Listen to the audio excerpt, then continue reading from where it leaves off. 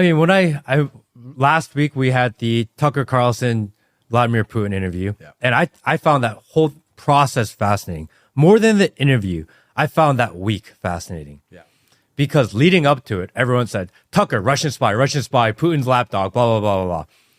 And then they went nuts. Hillary Clinton was on the news.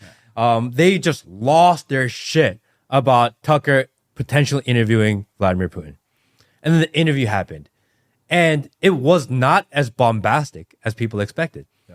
Actually, Putin put himself as, I'm a Russia first guy. Yeah. I'm going to force you to learn Russian history.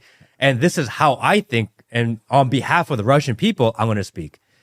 And we as Americans were waiting for Putin to tell us our system is broken. Yep. We were waiting for Putin to tell us, look at your policies, they're broken. Yep. We were looking for that validation from the opposing leader. Yep. And I'm like, two things. One, we are so lacking of leadership and we are so sick of losing that we're waiting for the enemy to tell us we're winning. Yep.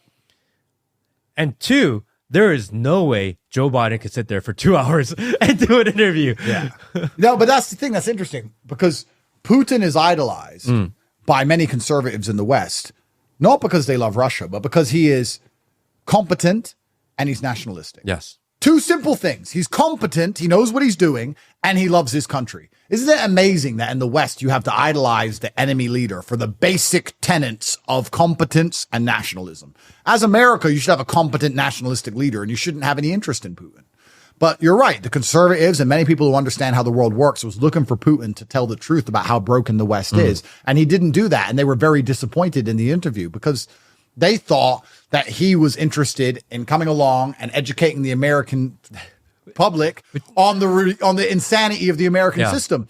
But he made it also very clear that America is going to treat him like a forever enemy. And he's happy with how the system currently works in America now. Yeah. He just said after the interview, he said a few days ago, I want Joe Biden to be president. He's a very seasoned statesman and he's been in politics for a long time. What he's saying is, I want America to fail. Yeah. Everything he refused to tell Americans the truth because he doesn't want to interrupt his enemy when they're making a mistake. And he wants Biden to be president because he loves a Biden presidency because he's not afraid of America anymore.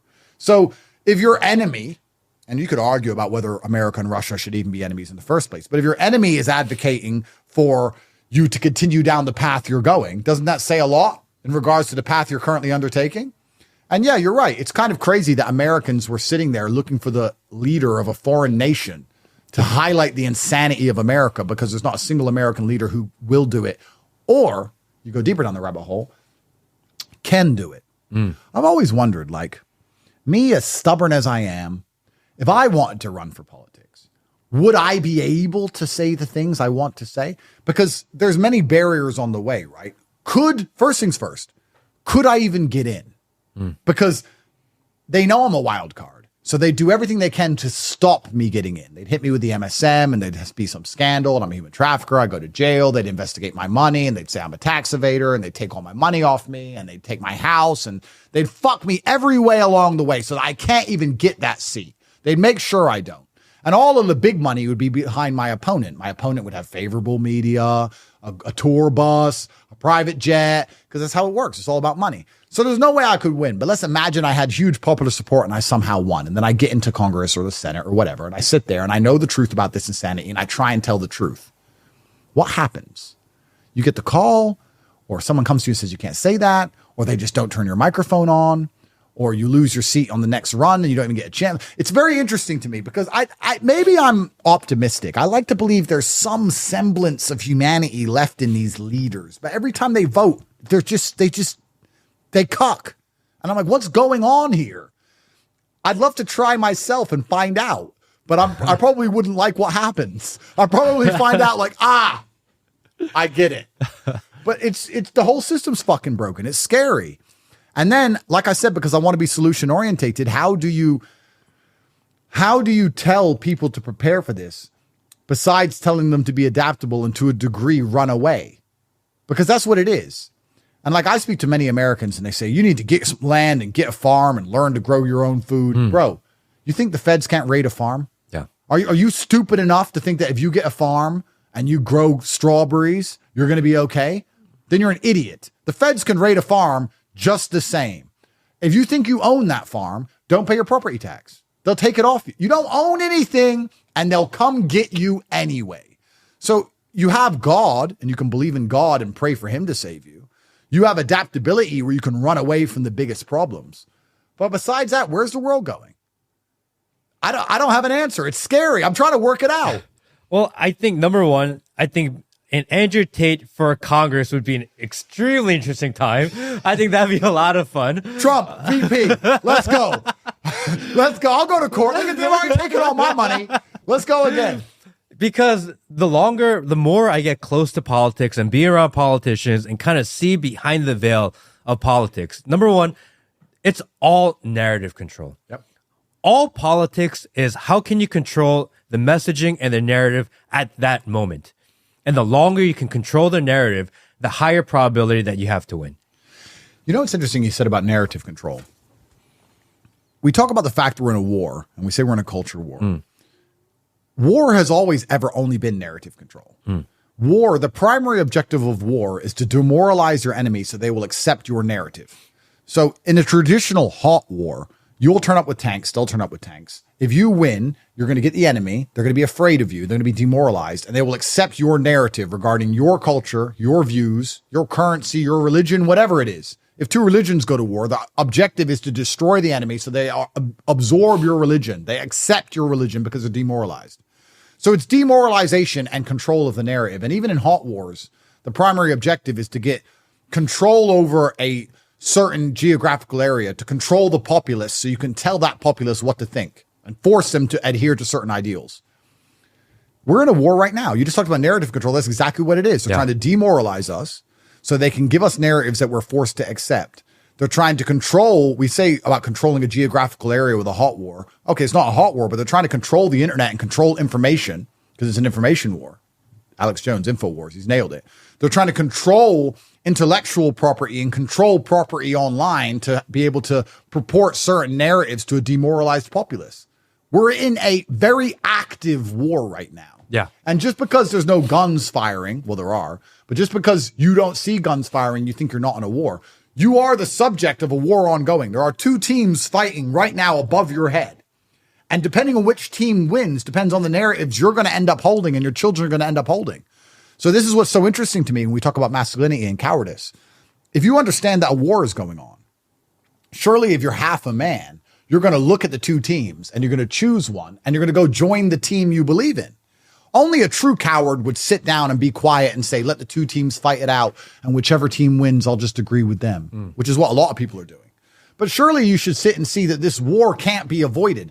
Yes, I'm suffering because I ran my mouth too much. Yes, they're going to try and put me back in jail. Probably going to succeed. I'll be back with the cockroaches. Fine. I decided to make that decision. I'll smile knowing that I lived true to my heart. So I'm not a coward. But if you're sitting there being a coward thinking, oh, maybe I can avoid the fight, you're really a fool. Because if you say, I refuse to fight, you don't end the war. You just end your control over the outcome of the war. And all you're doing is handing your entire fate to other people. And perhaps the good guys will win. And then you can sit there and be happy. But you'll know you were a bitch. Or perhaps the bad guys win. And you're going to wish you fought while you had a chance. But you can't avoid this fight. I run my mouth and I'm in a lot of trouble. Cool. But the war is coming for all of us. I don't know why anyone's sitting there saying, oh, maybe I shouldn't talk. You can't escape it. If you don't want to tell the truth, you're just going to end up a casualty of war. You're going to get there anyway. So, and I'll ask you, if we lose this culture war, won't you feel better you tried? Well, and I don't even think it's a culture war. I think we are actively in war. I don't think back in the day, we used to be an analog war where people sit around and they shoot each other. Yep. That is now the show part of the war. Yep. If you become Instagram famous and you have to show people that you made a lot of money, you got to go rent a Lamborghini and stand and flex in front of it. Otherwise, no one's going to think that you're famous. Yep. That's what the physical war is. We're in a digital age where analog doesn't mean anything anymore. It's messy, it's dirty, it takes a lot of time, and it's hard to clean up. Everything about our life is digital. To think that war is analog is ridiculous. We are actively in a digital war, and we're fighting over propaganda, over information, over influence. Yep. And that's why people that are against the narrative, like you, like me, like guys like Tucker Carlson, Alex Jones, even if you don't agree with everything that everyone says, they're actively fighting against the mainstream propaganda. Yep. And that's why I say you're a general. That's why Tucker is a general. That's why Alex Jones is a general. Because even amongst one side of the war, all the generals aren't the same. They all have their nuances, their way of communicating, the way they have to build their armies behind them. Not all generals are the same, but they're all fighting the same side. It's good and it's evil. But this is my question to and I guess this is a question to the men at home.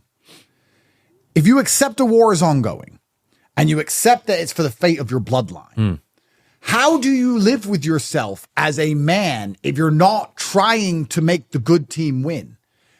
Perhaps we're all going to die. Perhaps we're all going to lose. Perhaps you'll all end up in jail alongside me. But don't you feel like you'd be happier as a man if you stood there and said, I fought my hardest against them and I tried to save the children and my bloodline and my society and my land and the people I cared about. I tried my best and they got me, but I tried. How are you going to live if you just don't try? And I find it amazing that these people out there who think that, okay, if I avoid the fight and I take the money, or if I avoid the fight and I have the peace and quiet, if I avoid the fight, I have the Super Bowl. How broken are you in your soul to think those things matter more than doing what you know is right? Look at humanity. It's always been men sacrificing their lives for what they know is right. I say I sacrificed my life. I did a little bit of jail and I've lost my money, or some of my money. Boo-hoo. I haven't had to charge at gunfire yet. Yet. But there are men who were braver than I, fighting for ideas they understood less than I understand the current idea. And perhaps their fight wasn't even as important as this one. I would argue there's been times where men took up arms to resist the invading horde. And if they let that horde come in and control their society, they would have been less oppressed than we're about to be. And they sacrificed their life. And we have men here at home going, yeah, well, maybe, I don't know. This mass pandemic of cowardice is how they're getting away with this, which is why I believe, I've said this a bunch of times, I also believe it's the reason they attacked me. They find masculinity so threatening because masculinity protects.